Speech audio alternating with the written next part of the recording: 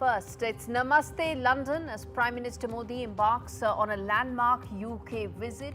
India-UK Free Trade Agreement is set to be signed even as India is set to raise some of its most important issues regarding Khalistani terror and fugitives that are wanted by India. Indian man assaulted in Ireland weeks after arrival. It's a racist attack against an Indian. This comes even as several such attacks have taken place in the past, including one on an Indian student who was brutally assaulted in Australia. Indian passport sees highest climb on the global index. India climbs 8 spots at the Henley Passport Index 2025. Visa-free or visa on arrival entry now to 59 destinations to Indian passport holders. Canada invites foreign nationals to apply for permanent residency. It kickstarts yet another initiative to ensure that it allows more people who are eligible for its PR program.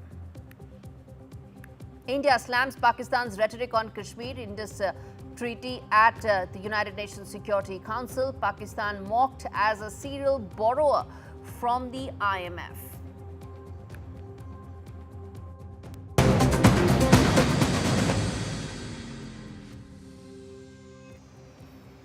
Viewers, our top story on the show, Prime Minister Modi has embarked on a landmark visit to the UK where he'll be visiting the UK to sign a landmark free trade agreement between the two countries that is expected to double bilateral trade from the current $60-odd billion to as high as $120 billion in the next 5 years. This is Prime Minister Modi's 4th visit to the UK.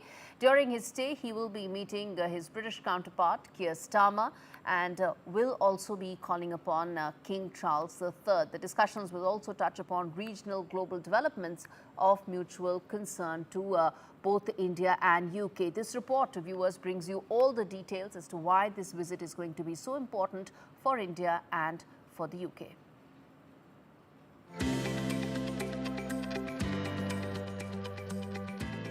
A whirlwind 4-day visit with 2 strategic pit stops. Prime Minister Narendra Modi travels to the UK and Maldives from July 23rd to the 26th, blending trade diplomacy with geopolitical recalibration.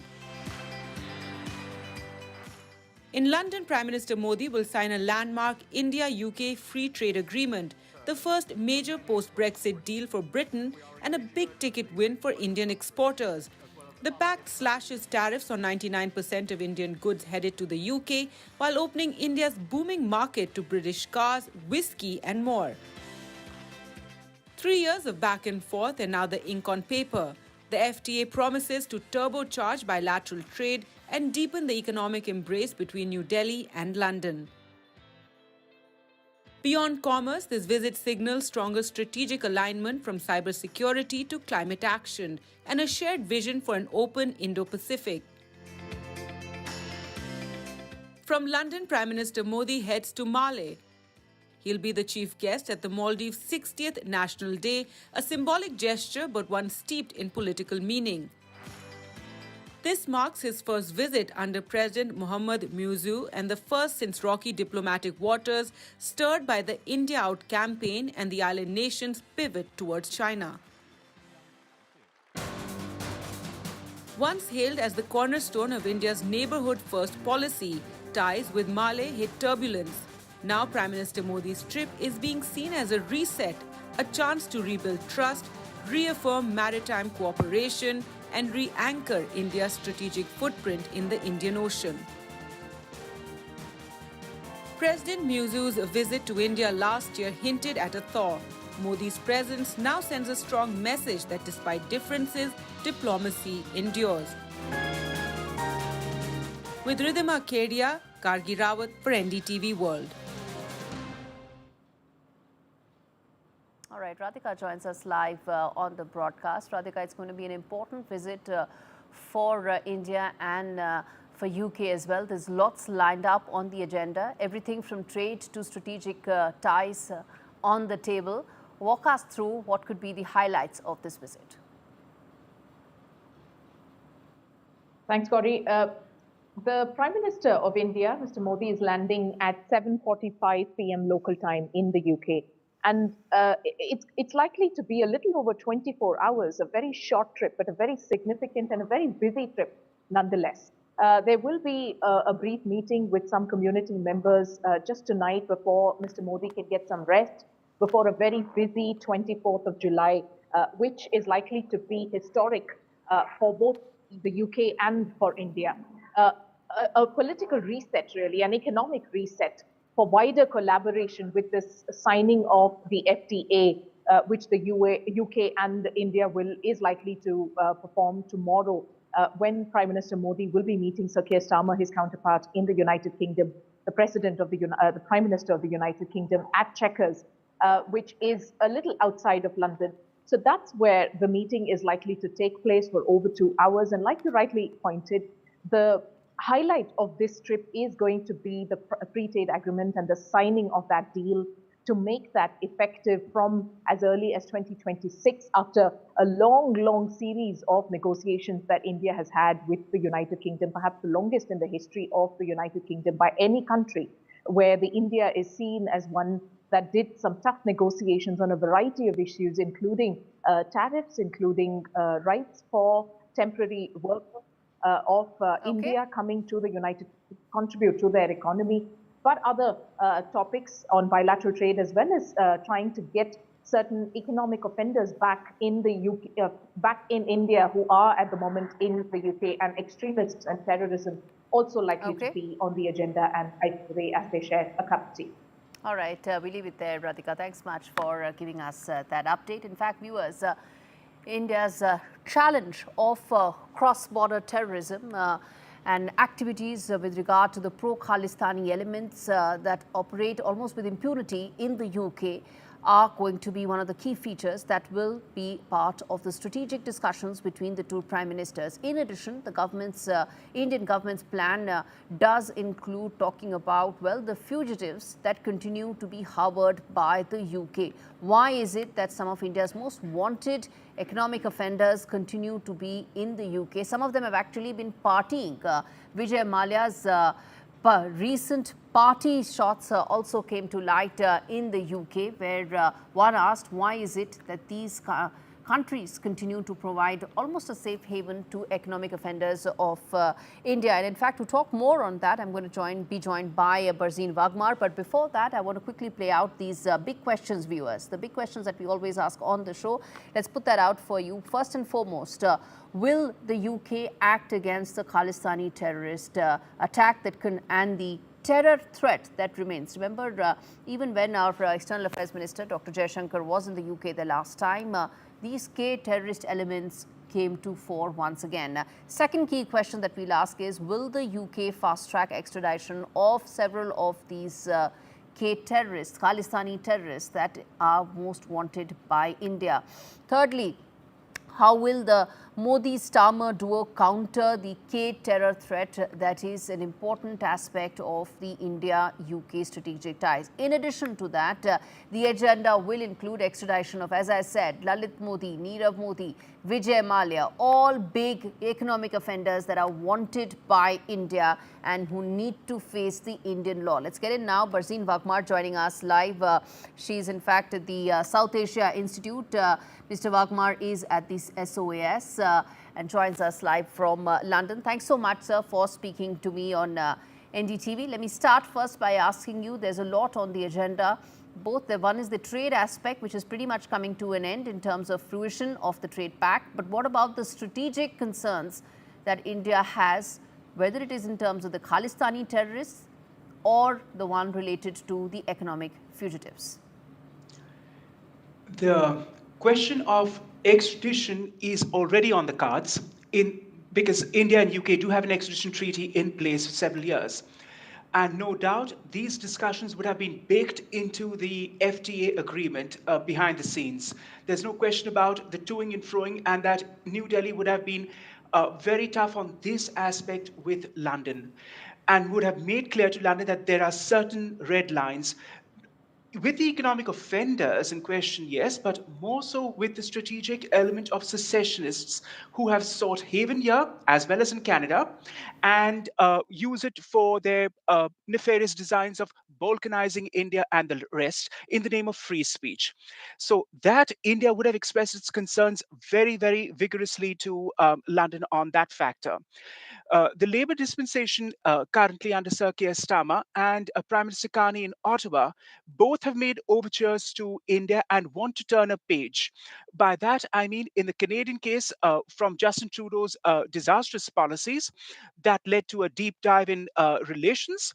Never before seen since independence, and also Sir Keir in the way he took over the Labour Party to actually purge it of hard left elements under Jeremy Corbyn because Mr. Corbyn was in hack to, quite frankly, the Muslim lobby and other hard left elements who have necessarily felt India as an antagonism and should be dealt with. And they have looked at India unfavorably and will continue to do so.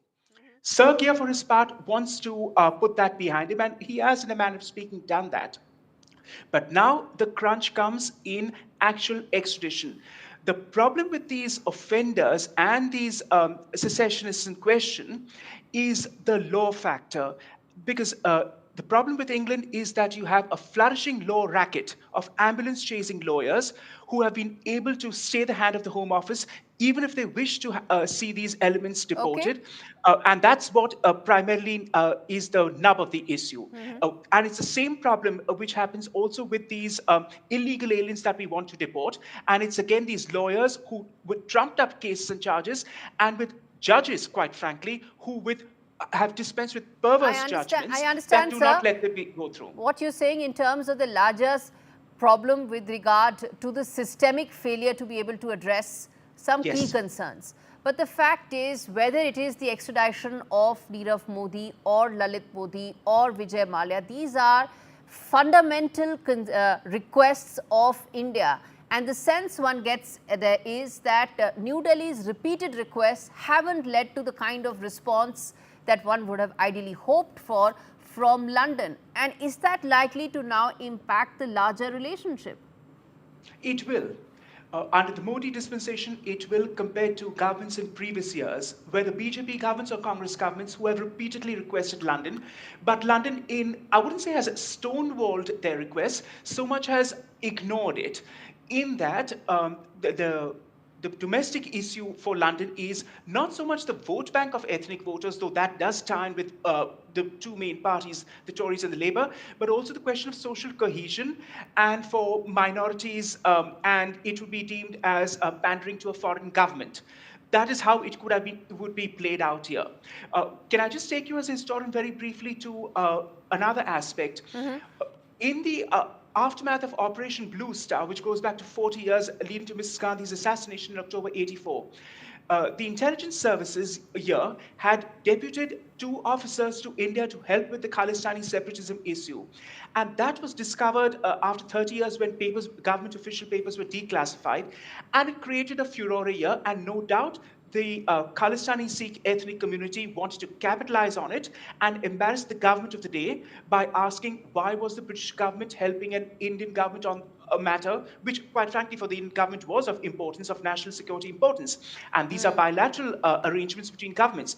But you had a voluble, vocal minority here trying to hijack and embarrass the government as to why did the government of the day, under Mrs. Thatcher, take such a lead, which it did quite rightly. So that's how these things get played off. There are these elements. There is the vote factor. Yes. There is also the question of social media, which amplifies all this, and the lawyers who are always the sticking problem. That has been an issue with economic offenders, with secessionists, and also with these political elements, not just which India faces, mind you, which of course with the Khalistan angle you have, but also the Gulf countries who have repeatedly requested London to put a clamp on Islamists here. And that has not been very effectively done. All right, I'm going to leave it there, sir. Thanks much for speaking to me on India Global on a story that we're going to keep revisiting as we cover Prime Minister Modi's landmark visit to the UK.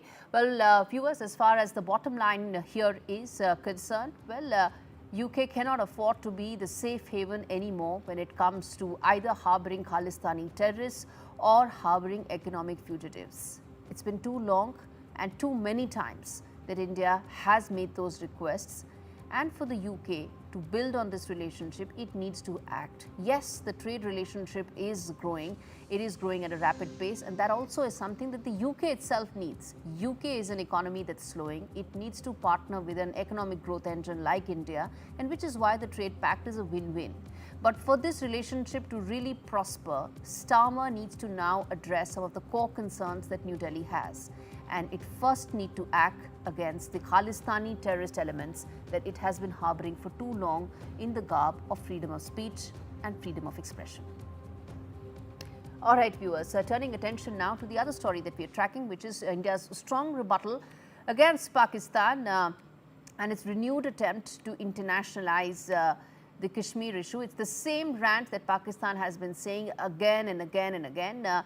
It has raised objections over the Indus Water Treaty at the UN Security Council, well, all of which was completely rejected by India and India's permanent representative, Ambassador Harish, who called out Pakistan's duplicity on the issue of terrorism and international peace, slammed Pakistan as a serial borrower from the IMF, adding that Pakistan is so steeped in fanaticism and terrorism that nobody in the Committee of Nations can now afford to have any sane dialogue with Pakistan. Listen in to what Ambassador Harish said when he tore into Pakistan's argument and the baseless claims that Islamabad was making in the United Nations.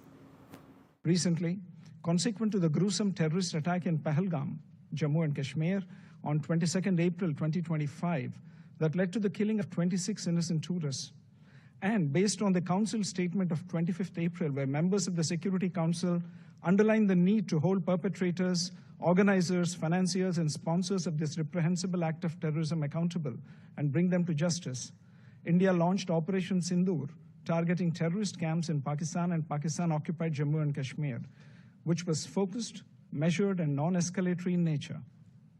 On achieving its primary objectives, a cessation of military activities was directly concluded at the request of Pakistan. Mr. President, I am constrained also to respond to the remarks made by the representative of Pakistan. The Indian subcontinent offers a stark contrast in terms of progress, prosperity, and development models. On the one hand, there is India, which is a mature democracy, a surging economy, and a pluralistic and inclusive society. At the other extreme is Pakistan, steeped in fanaticism and terrorism, and a serial borrower from the IMF. Turning attention now to Bangladesh, where India has dispatched a team of burn specialist doctors and nurses to Dhaka to treat those injured in the military jet crash that took place. The team will assess the condition of patients, provide recommendations for further treatment and also specialized care if it's needed in India. Depending on this preliminary assessment, additional medical teams may also be sent by India to Dhaka. Now, viewers, at least 31 people, including 25 children, were killed when a military jet crashed into the Milestone School and College in Uttara area of Bangladesh. This was in near Dhaka. In fact, most injuries in the crash resulted from burns. And remember, this was a Chinese-made jet that Bangladesh was using. And I want to now play out this ground report that has been filed by Beton Biplab, who tells us what really is the situation right now on ground. In the history of Bangladesh, Air Force fighter jet crash on Milestone School and College campus in Dhaka's Uttara area is the worst aviation tragedy. The health officials confirmed today's morning that the death toll risen to 32 and 165 others is in critical conditions. Unfortunately, 29 innocent students are dead and 2 teachers of that school and 1 was pilot of crashed aircraft. The bodies, 26 victims, have been handed over to their family. Many families took their loved ones' bodies back to their home districts. Among 32, the bodies of 6 not yet been identified. Dr. said DNA sample is required to identify them. And right now, I'm staying in front of Institute of Burn and Plastic Surgery Unit under Dhaka Medical College Hospital. And you know, already India and Singapore has extended their medical support to Bangladesh. And despite all of this, a several number of students still missing. Batan Biplab, NDTV, Dhaka. All right, viewers, a quick break. We return on the other side with lots more at India Global. Stay with us.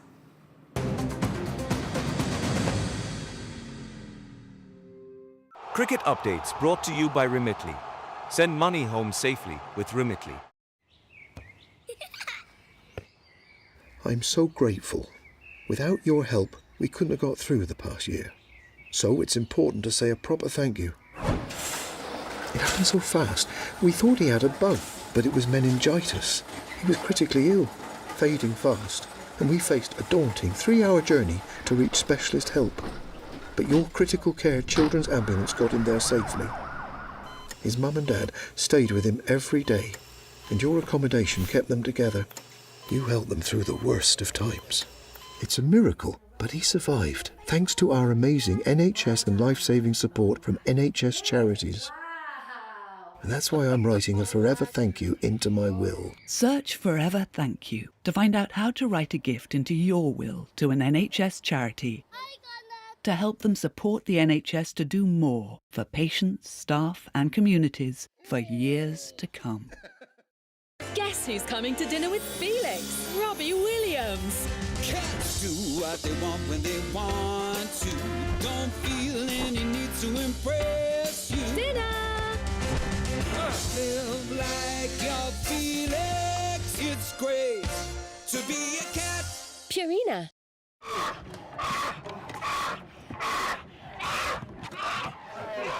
This baby bear is terrified.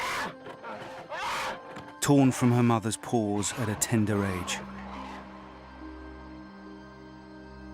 They will force her to live alone in a tiny, filthy cage, like so many bears driven mad by loneliness, rubbing their wounds raw against the bars, suffering cruelly day after day, year after year, just for people's entertainment. Four Paws found little Potap crammed into a tiny, squalid cage. He'd been there for almost 9 years, lonely and isolated. There are so many more young bears who need your help. Please call 0800 038 0455 or text CUB3 to 78866 and give £2 a month to help rescue them. Every month, your £2 could help us free more bears, help give bears the veterinary care they need, and help them live happy, healthy lives in the freedom of our natural sanctuaries. Call 0800 038 0455 or text CUB3 to 78866 and give £2 a month and help Four Paws free bears from agonising torture. Please, don't leave these bears to suffer for a single day more.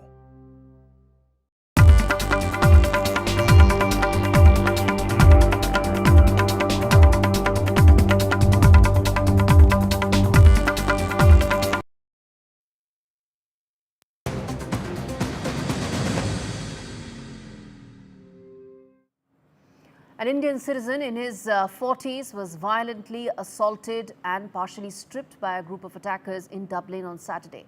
Photographs show him bleeding profusely with injuries on his face, arms and legs. Viewers, this is a racist attack that an Indian was subjected to in Ireland. Then the Indian was taken to the hospital nearby for treatment in the evening, and then it seems that an investigation has been opened into this case. Now, Indian ambassador to Ireland, Akhilesh Mishra, has condemned the incident, saying that how can an alleged assault cause such horrible injury and bleeding? Of course, because this is motivated, this is targeted, where Indians are being targeted in what is probably a reprehensible racist attack that has come to light, viewers. This isn't the first. Several instances of Indians being attacked due to racism and hatred, but this one is the latest that has come to light. Well, viewers, he was the Prince of Darkness, but Ozzy Osbourne showed us the light. With heart, chaos and unforgettable sound, now the godfather of heavy metal has taken his final bow. We leave you with this look back at the man behind the music.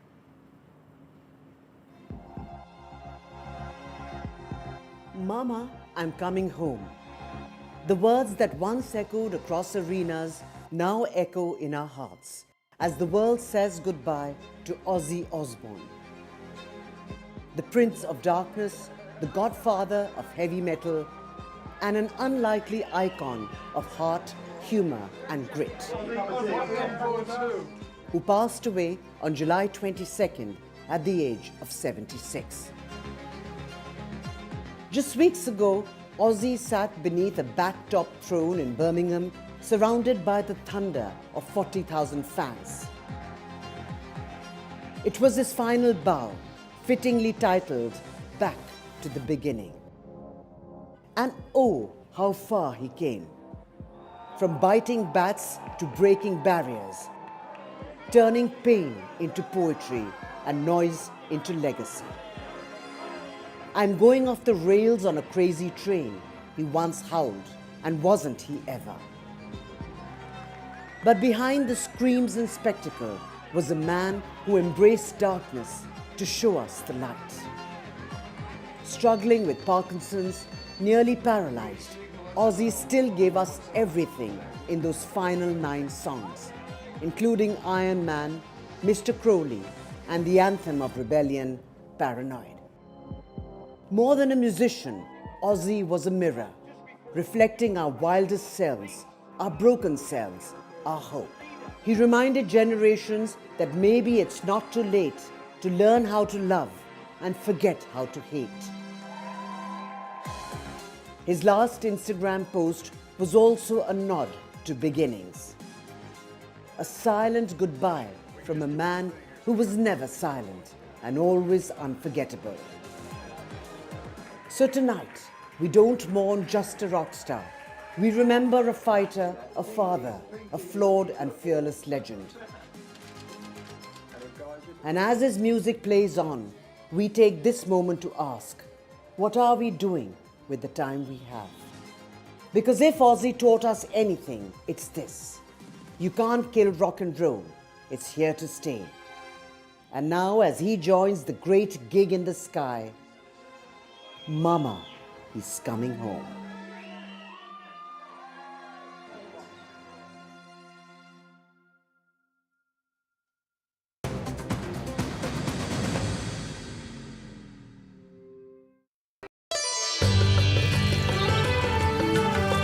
Sometimes it's the little things that remind us of them. Stay close, even when you're far apart. Send money worldwide with Remitly. I've bought cars on finance, so I've made my claim. My lenders charge hidden commissions. I've made my claim. I could be owed thousands. I've made my claim. I've made my claim. I've made my claim. It's so quick and simple. You could be owed thousands in hidden commissions from vehicles bought on finance since 2007, even without the details. I've made my claim. Trust myclaimgroup.co.uk. Claims made simple. Now that retirement's here, it's time for me to focus on the things that really matter in life, like making sure my family can manage funeral costs when I'm no longer around. Which reminds me, Welcome to British Seniors, the UK's #1 rated provider of over 50s life insurance. Hi, I'd like a quick quote, please. No problem. We're proud to offer our seniors lifetime guarantee. With 100% of claims having been paid, we guarantee your premiums will never go up and that you'll speak to one of our specialists in the UK. UK residents aged 50 to 80 are guaranteed to be accepted. Depending on your age, your loved ones can get a cash payout up to £10,000. That money could help cover my funeral costs or be a gift for my grandson. I'll do it. Plus, when you sign up, you'll receive a £135 gift card and free 24/7 GP advice and health services. Be proud to protect your loved ones with British Seniors. To get a free life insurance quote today, call our UK team on 0800 881 5090 or visit britishseniors.co.uk. With unexpected bills, it's funny how nobody comes to save you. Can't park there, mate. Short-term loans from £50 to £1,500 from lendingstream.co.uk. Dealing with my lot means making smart choices. And with our family growing, I want to protect the life we've built. That's why I'm calling Smart Insurance. Hi, I'd like a quick quote, please. OK, you can choose a benefit amount up to £750,000 depending on your age. Brilliant. If you're a UK resident aged 18 to 64, you can apply with just a few health and lifestyle questions. For £250,000 of cover, the price starts at just £14.77 a month. That's less than I thought, and could help my husband pay off the mortgage. With our Smart Family Guarantee, you'll have peace of mind. I'll go ahead. You'll also receive a 100% advance in the event of terminal illness and 10% cashback on your first year's premiums. That's the Smart Cashback. Plus, you get your choice of a £125 gift card.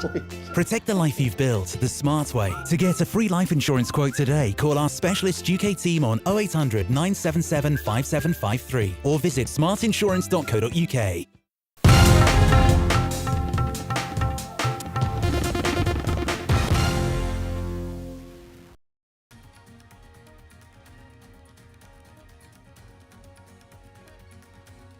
And Prime Minister Modi there making a very crucial and very significant visit. He's leaving for the United Kingdom and Maldives, a 4-day trip. 2 days he will be in the United Kingdom in order to, in fact, finalize that FTA, the free trade agreement. And the poll body starts preparations as far as the new vice president is concerned. After that sudden and abrupt resignation of Jagdeep Dhankar, the announcement is scheduled to take place in a matter of 2 to 3 days. The new vice president is going to take charge by the end of August, in a month's time from now. And on the third day of the monsoon session of the parliament, ruckus again and adjournment over Bihar voters list, with the opposition there uniting its front, and JDU MP also agreeing with the opposition on the voters division. Gaurie Yadav says the election commission has no practical knowledge.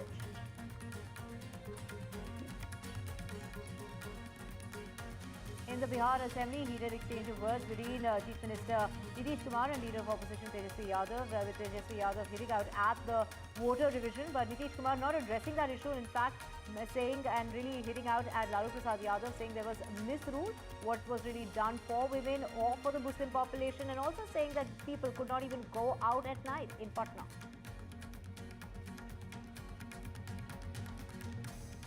And MK Stalin has been in the hospital over the last 3 days. You remember that he felt giddy while he was out on a morning walk, but he has been carrying out his duties from the hospital itself.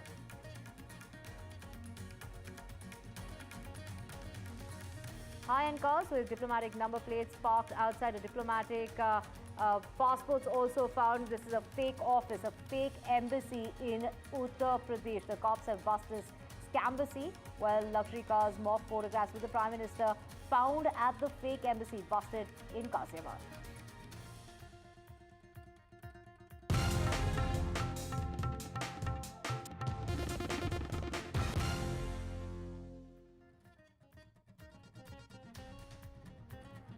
Let's get to your top story. You're watching NDTV 24/7. I'm Divya Vadva. This is NDTV 24/7.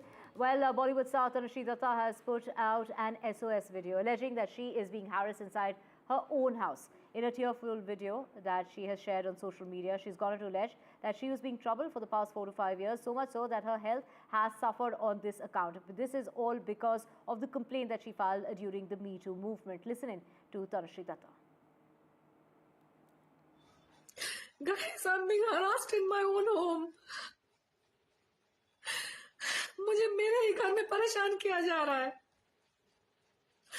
I just called the cops. परेशान होके मैंने police को call किया. Police I. And they've asked me to come to the police station to launch a proper complaint. I'm going to probably go tomorrow day after. I'm not well. मुझे इतना परेशान किया गया है पिछले 4-5 सालों में कि मेरी तबीयत खराब हो गई है. मैं कुछ काम नहीं कर पा रही हूँ. मेरा घर पूरा एकदम मेसी होके पड़ा हुआ है. I can't hire even maids because they planted maids in my house. And I had such a bad experience with maids coming in and stealing and doing all kinds of things. I have to do all my work. मेरे दरवाजे के बाहर आके लोग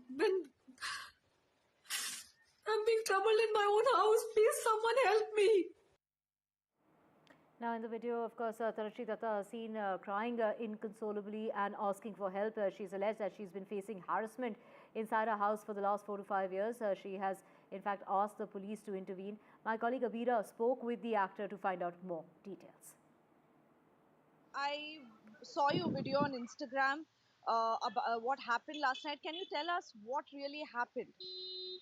Well, my Instagram video was more of a culmination of what I've been going through for the last 5 years almost, from 2020.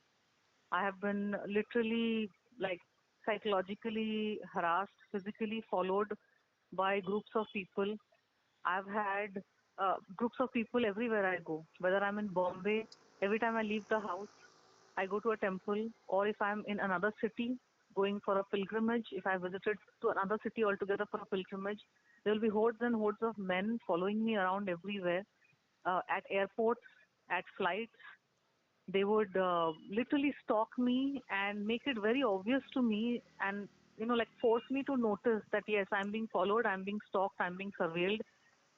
Even if I try to ignore it, they wouldn't. So it's like some kind of group harassment to make me realize that, yes, I'm kind of being targeted. Apart from that, my home, a lot of incidences have happened in my building, in my home, with people coming and banging at my door at odd hours of the day, day and night, and loud banging noises and, just nuisance, basically. There was a time when somebody would leave something very foul outside my flat door, and my entire passage area would smell, and it would go on for months. Like, it would smell like really bad. I complained to the building society multiple times about the noise problem, about banging on the door. I think you experienced it today. Somebody would just come on the door, bang it, ring the bell, and just go away. And I would be sleeping, I would wake up, open the door only to find nobody. I would ask from inside, who's there? No response. This has just gone on for 5 years. It's like a constant harassment. I had to resort to switching off my doorbell. But did you report this before to the police? No, it was too small an issue for me to keep running to the police, because also my experience with the Mumbai police during the 2018 Me Too movement has left a very bitter taste in my mouth. They, encouraged me to file an FIR over the 2008 matter, In 2018, I spent 4 or 5 hours at the police station filing a proper FIR report, spending so much time following it up, and nothing really came out of it. Because in Maharashtra, these criminals and these molesters and harassers and these really bad people are hobnobbing with politicians. Their pictures come with politicians, So there is no scope of justice. When the top level guys are hobnobbing with criminals, what hope is there for the police who are much lower, below in the in the scheme of things? They are employees. What hope do you have from them to do their job properly when they are seeing their bosses hobnob with the same people जिनकी complaint है उनके पास?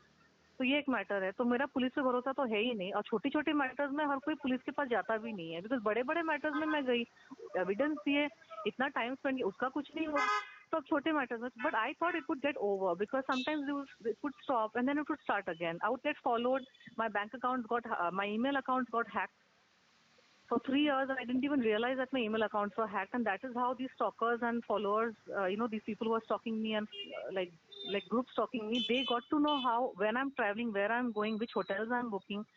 The hotels where I'm staying at, I would find my hotel door locks tampered.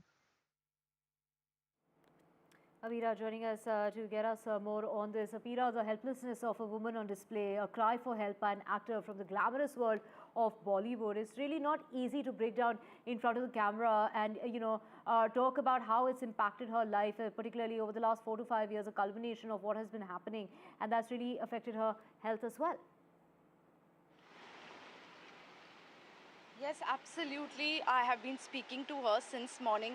We had a long 45 minutes chat where she told me about everything she has been going through, just not in her own city here in Mumbai, but wherever she goes, she faced the same thing. Varanasi, Ujjain, Kamakya, she has been traveling, but every place she goes, she has even changed hotel rooms, hotels, but she says that there are people who would, when she has gone to the temple in another city, people would come into her hotel room when she comes back. Like she said in that video, the audio also, you know, the locks were tampered with. Also, a thing that has to be noted, that she said that people come into a house, but there's nothing stolen. Everything is kept the way it was, but maybe small things, just to make sure she knows that somebody was there, so that it affects her psychologically. There's a fear inside her, just to scare her, because there is money, there is jewelry, nothing is stolen ever. Documents, nothing is touched. It's just to harass her. She kept saying this kept happening everywhere she goes. Even she has confronted people who have been recording her in flights, or they would say, no, we have not recorded you, no, we are a fan of you.